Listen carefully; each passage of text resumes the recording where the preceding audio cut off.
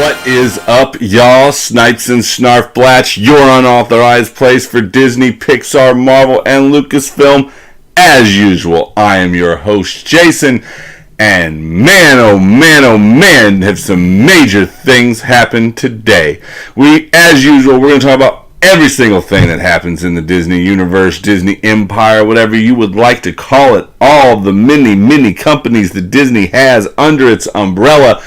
And as of Wednesday, as of the 20th, one of the biggest things, no, not one of the biggest thing to ever happen in the realm of entertainment, film, and television has now had an end date, and Disney officially owns all things Fox. Besides Fox Sports. That's 20th Century Fox, Fox 2000, Fox Searchlight, Fox Television. They own it all. And man, have we not even stopped to think about everything that this could possibly entail. So before we get into the usual sections, I'm going to spend a little time on this because everybody's big question since this actually occurred and the dates happen now is, where do we go from here? And I didn't really focus much on where do you go from here. They put up a video and showed like a big welcome to Fox, and it gives you all the things. I mean, we've all been talking about one big thing really, Marvel. We've been talking about Fantastic Four, Deadpool, X-Men. Oh man, they finally got that.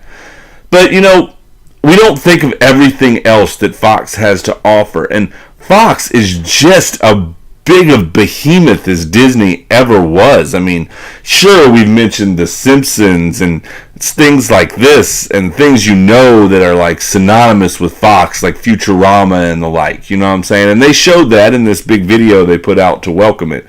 But I couldn't help but, as I saw this video, I started seeing things, like Avatar and Book of Life and Rio, and it made me really start thinking of, wow, the word on everyone's lips is franchise, right?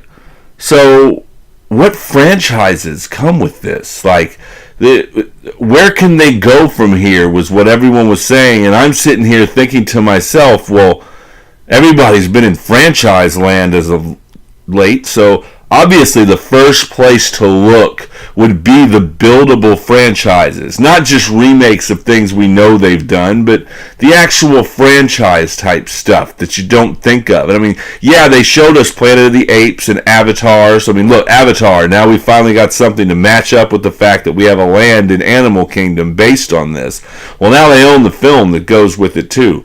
But I mean, when I saw Planet of the Apes, that's when my head just really started turning, and I really had to look into this because where do we go from here? Well, I mean, first thing you would think they would want to tackle is some of these major franchise names that they're going to build on. I mean, like I said, we talk about X-Men and Fantastic Four and Deadpool.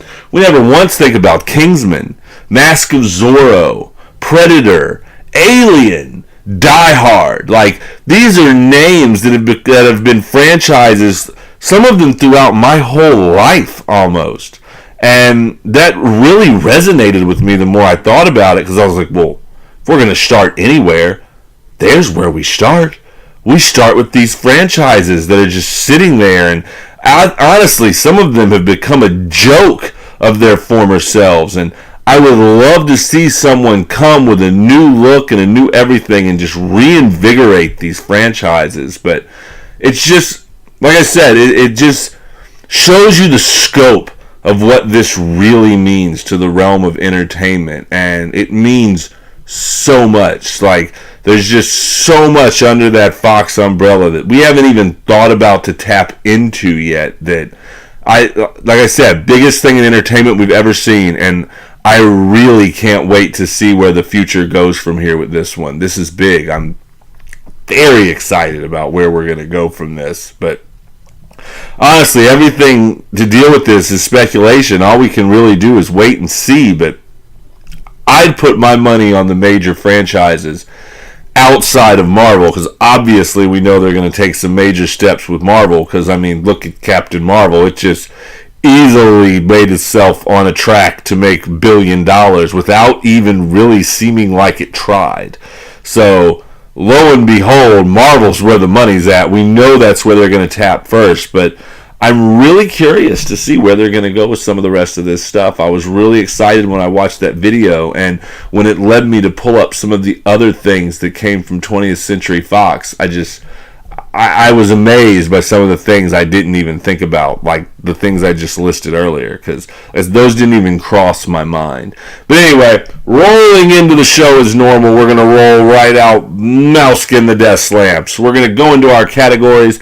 Mouse in the Desk Lamp is where we talk about all things Disney and Pixar released the trailer of all trailers, the one we've all been waiting to see, greatest trilogy of all time in most people's thoughts, in Toy Story, and we now have a new poster and trailer for Toy Story 4. And I'm going to hit the poster first. I didn't really talk about this on the site when I was writing about it. And, the more I look at this poster, I really like it. It feels like we've got a big epic action vibe kind of to this Toy Story, and it seems like that's where they're even going with the poster. This poster just screams epic action movie, and I just really like how it's set up. You got some of the old characters, some of the new characters, your new look of Bo Peep. Everyone's all just here looking like they're just ready to kick ass Avengers style, and I really think that's cool. The more I looked at it, I was like, you know what? Out of all the posters for Toy Story, I probably wind up putting that one on my wall before I put any of the other ones on. I really dig this poster. Now, the trailer. I've noticed the trailer's been getting real mixed reviews. You got people that love it, and you got people that saying this is old hat, and we've already been there before. Personally, I'm on the other side of that coin. I actually really liked this trailer. I didn't see it as old hat or covering old ground. I more so saw it as kind of coming full circle. I mean, yeah, it touches things we touched in literally the original Toy Story with a toy that doesn't believe it's a toy, but this time it has every right to not believe it's a toy, and it opens up all new questions. I mean, if you haven't seen the preview, I'll give you a quick synopsis. In fact, go to the site and check it out. Go to YouTube and check it out. It's actually a really good trailer. But Bonnie makes this new toy, and it's her favorite toy. You know what I'm saying? She makes it at a school or a daycare, wherever she may be in the day making this toy. She makes it out of a spork, right? You've seen him, Forky. Probably one of my out of new characters that have joined Disney films in like the past 10 years, Forky might actually be one of my favorite characters, because the whole concept to me of this spork turned toy is just great. And I mean, even when he stops and says, "Why am I alive?" that for some reason it just resonates with me so much. I mean, we're touching questions here that have never been touched in a Toy Story. I mean, this can't be old hats. I mean, this thing's literally asking the purpose of life right there on film. And not to mention, I mean, obviously he knows he's a spork. He's aware. He even says, "I'm here for baked beans or mashed potatoes or potato salad," I think is what he says exactly. And anyway, he runs away. Bonnie's favorite toy, because she just made him, runs away. So Woody being Woody, he goes off to find him and reunite him back with Bonnie, because, I mean, that's just what Woody does now. Ever since the first one, Woody's keen to go on adventures. He's going to save toys, and he's going to help kids, because that is his job as a toy.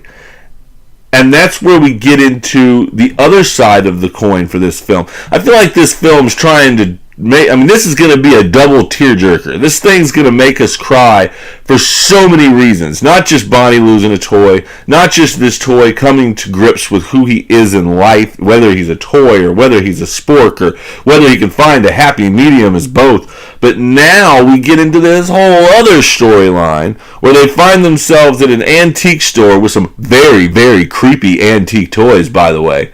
And lo and behold, he runs into Bo Peep, who we've all seen her. She's got the new suit. She's a somewhat of an action figure now, basically. She's stripped off the big fluffy dress, and she's got her hook worked to where it works more like a weapon than a sheep's hook. And she lives in this antique store amongst lost toys. in some little hole-in-the-wall area where all the lost toys go to hang out. And she basically puts Woody onto this life. And it feels like that's another half of the coin when it comes to how much is this going to make us cry, because now Woody gets one of the biggest decisions he's ever had. Woody now has to just decide whether he goes with his original love that we were introduced to at the original film, and not to mention the concept of literal freedom compared to the servitude of being a human's toy and being there for a human, but also giving up the love that goes with it that we always saw in the other Toy Stories. So, I mean, this is, like I said, really full circle for me more than Old Hat, because now he gets to make up his mind on whether he literally wants to just be a lost toy and live a life, or does he want to go back to the people he loves and have a duty. And I don't know, for some reason this all resonates with me on a giant level. Now, of course, it looks like the rest of the gang pursues him, at least Buzz does, and they're going to help him come back throughout this, so I'm sure hilarity will add there. We've seen a bunch of the new characters like Key and Peele from the carnival, and Ducky and Bunny, that they're just, I have a feeling they're going to be just slapstick hilarious, but I'm really more... This trailer put me more on a level of the adult side of this and the actual, like, drama to this more so than anything. And it kind of, I almost forgot this was a kid's cartoon that's supposed to also be funny. Because, I mean, while I'm watching it, I've got the whole trilogy going through my head at the time. And for what I thought was a movie that I didn't think we need, I all of a sudden am now looking at it as the ultimate close-off to this whole story. Maybe it'll open up some new chapters like they always do too, but I mean, this whole main story, this Toy Story 4 could have been called Toy Story 4 Endgame, because it feels like we finally come full circle and we're finally putting some big questions on the table to our main characters on where they want to go and what is their purpose in life. And it feels like that's kind of what's behind this whole movie. We've already had Tim Allen, Woody, they both, Tom Hanks, they both came out and said just how emotional it was for them to leave the set of this thing. And after seeing this trailer, I'm really getting a sense, at least, of where they were at with that. This does seem like it's really going to be an emotional roller coaster. And I have a feeling, bring your tissues to this one, y'all, because there is going to be some crying.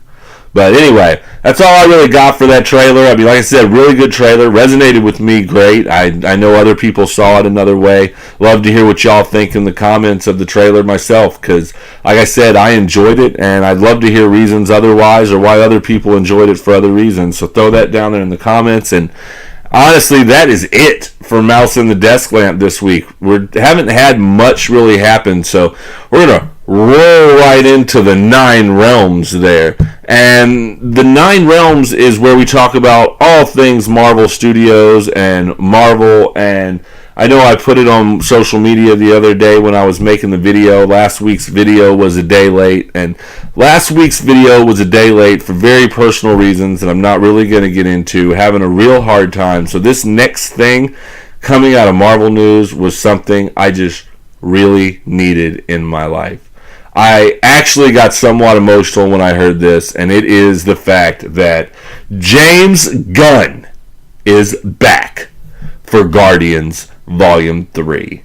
He has been put back in the director chair. His script, his everything is now being used, and damn it, that is what this franchise needs. Guardians of the Galaxy, I call them my happy movies of Marvel. Anytime I'm feeling down, they've almost got a same level as Star Wars now, as I can watch these, and they just make me feel that much better.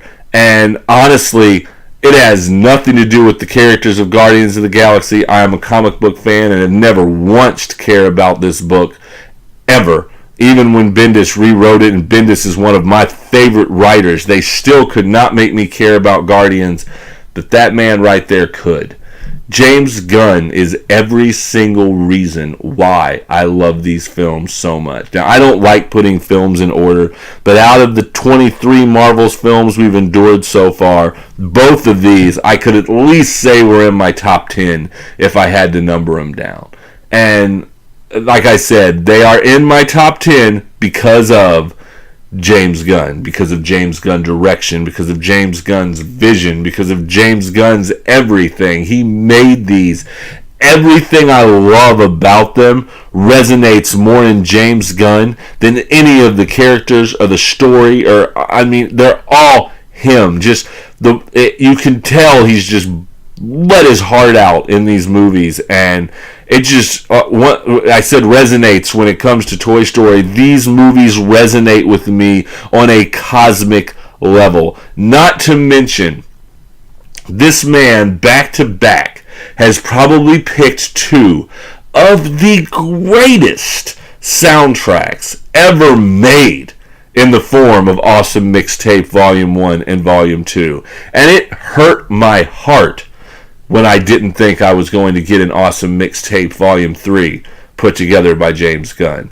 This makes me so happy. If you haven't heard why, there were some very, very poor taste jokes 10 years ago that came out that James Gunn had put on his Twitter, and reactionary knee-jerk out of Horn, we're severing all ties. And I even said, it's just so wrong to fire someone for someone they've done 10 years ago and have moved past since and become a whole. But look, things I did 10 years ago and things I did 10 years before that all differ. You know what I'm saying? They're all different layers of who you are as a person. I would hope to think 10 years moves you in the right direction. And we know they knew these things from the jump. I'm not going to act like they didn't. Disney vets everybody. You know they knew this stuff. But the second it went public, they just knee-jerk reaction, got rid of him, and totally damaged the future of this film. And for, honestly, the future of the cosmic universe of Marvel. So I am so glad to know that they have reversed that decision after much opposition to the decision in the first place. We've had fan what do they call them, the fan petitions. We've had fan petitions. We've had petitions from the actors. We've had petitions from everyone. The fallout on this thing was crazy. Not to mention a handful of directors who have publicly said they won't touch James Gunn's baby. So you know Disney was finding itself in a spot where they weren't going to be able to find anyone to direct this thing in the first place. So now all of that's back on the table. We have no worries about Guardians Volume 3 coming in production because the man is back. James Gunn, the man who put it on the paper, the man who put a ton of money in Disney's pockets, is right back on Guardians to give us Volume 3, to help usher in the Marvel Cosmic Universe, and hopefully a whole lot more from there, because this man is a visionary when it has come to this franchise. And like I said, he made me care about characters I didn't even care about, to the point where they are in my top 10. They're in they're probably in my top 20 movies of all time, for that matter. I love these films. They're just great. They're the only thing I've seen in the theater, and I've seen many things in the theater since I was a kid that people have said, this is what it felt like when they saw Star Wars for the first time. All of those films have fell short. Any one of them that is, and some of them I think are great, but they never, ever did the universe building and character creation that made me care like Star Wars did until Guardians of the Galaxy. I walked out of the first Guardians of the Galaxy and I looked at my dad and said, you know what? They were right. Now I definitely can say I saw a movie that totally makes me feel the way that people felt when they walked out of Star Wars for the first time. And I mean, like I said, soundtrack, everything about this is James Gunn. So hearing James Gunn back Thank you, Disney. You made my day. I got very emotional when I heard this news. And that is the only news I've really paid attention to all week when it comes to the Nine Realms, because nothing big really happened. We had a casting for Black Widow. I'm not even sure who it was, because I kind of lose interest when they don't tell me why they casted the person. So, I mean, you add a person, I don't know who they're playing. I don't really know how to build on that. So I'm not... But once I hear more, I'm sure I'll talk about it then. But that is it for Nine Realms. And we're probably going to have somewhat short show today because I don't have much more. We're going to roll right into the e-ticket. And the e-ticket, well, that's where we talk about all things Disney Park news. And once again, not much has happened in the realm of Disney Park news other than this. Circle of Life closed, I think, sometime last year. That was a big environmental movie that played in the Land Pavilion. And every time I walk by it, I think of, man, that's a waste of space right there. That's a really big theater type area that I never went into in the first place because it seemed boring, but it is a waste of space in an amazing pavilion. Pavilion that housed Living with the Land and Soarin', two of my favorite attractions at Epcot. And I'm very happy to now announce, because I didn't write about this at all, so this is the first time I'm putting it up on my site, they have something to fill that black hole of a void now. And it's going to once again be a theater type thing. It's called Awesome Planet. And it's a new film that replaces Circle of Life, except it's going to have nature photography and an immersive theater effects. So you're going to feel like you're there. And this is the coolest part to me that really caught my eye, and the reason why I'm actually even mentioning this today. ILM, Industrial Light and Magic, the people behind the Star Wars effects, and little known to you, the people behind a lot of your Marvel effects, are going to do all the space sequences in this. So there's going to be nature and space and all this good stuff, like I said, under the immersive sound, and it's really going to give you a sense of that nature feel of the land and give a whole new look at some actual old hat stuff that we have with Circle of Life. And we're going to see nature and life and diversity and all that amongst everything. So I'm really excited for this. I want to see it. Awesome Planet. What a great name. Because, I mean, just look. Awesome mixtape. Awesome Planet. We've got a theme for the show all of a sudden, and the theme is awesome. But anyway, I can't wait to see it. Once I see it, I'll let y'all know about it. I'll let you know if it's worth watching. I'm sure it'll be about 20-30 minutes, and I'll let you know if it's worth sitting down for 20-30 minutes other than just cooling your feet off while you're at Epcot. But other than that, there's not much more for the e-ticket. Speaking of Epcot, I have been at Flower and Garden. I'm going back again, and I am going to keep putting stuff on social media. I'm doing all my food reviews, drink reviews, a topiary a day. Trying to do a topiary, which is these really cool bushes they cut out. They're beautiful, and they're themed after characters or animals or whatever. I'm trying to put one of those up a day, and I'm trying to put a drink or food review up a day, at least until I run out of both, which, as much as I fired up my camera and I ate and drank things, it's going to be a while because I'm even going back for seconds. So be on the lookout for that. Like I said, that's really all for the e-ticket. So as usual, go ahead and hit up that email address and send us some emails. Send us anything you want to know. Send us some questions. Send us some things we didn't go over you'd like to hear me talk about. Send us, like I said, you want to see things in the park that I'm not thinking of yet, I'll take y'all through the park and we'll go to them live, or I'll tape something for you and we'll put those up too. So anything you're curious about, check it out. And like I just said in the e-ticket, I'm doing all of my Flower and Garden Festival stuff on the Instagram, Facebook, kind of on Twitter, but it's best to do it on Instagram and Facebook. I'm doing all those on those two social media accounts, and the best way to find those is go down in the description of this video on YouTube. So if you're watching this on the site, hit the YouTube, go directly to YouTube, and right there in the descriptions you'll have links for the website, which you might already be on, and you'll also have links for the Facebook and Instagram and Pinterest and Twitter, and go check those out. Like I said, follow us, subscribe to those. It's the best way to know what's going on when it happens on the site and not have to wait for the weekly show. But the weekly show, I kind of like to sleep on it and get a really more in-depth feel than what I wrote in the first 5 minutes that actually hit the news. You know what I'm saying?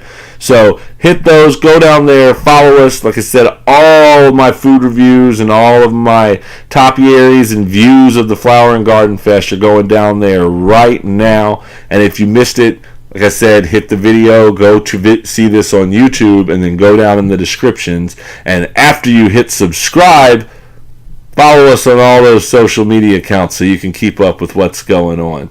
But that is pretty much it for the show today. So, as usual, I always like to sign off with a quote. This quote's from Walt himself. For every laugh, there should be a tear.